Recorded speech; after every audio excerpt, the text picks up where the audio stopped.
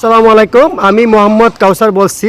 দেখেন, আজকে প্রচুর পরিমাণ বাচ্চা আছে। আপনারা অনেকে জানেন, আলহামদুলিল্লাহ সোমবারে আমার খামারে প্রচুর পরিমাণ বাচ্চা থাকে। এর মাঝে পাটি বাচ্চা, খাসি বাচ্চা, সব ধরনের বাচ্চা থাকে, আপনারা জানেন। আজকেও বাচ্চা আছে 65 বাচ্চা, ঠিক আছে। গারলও আছে, আপনারা চাইলে ছোটো বড় সবই নিতে পারেন।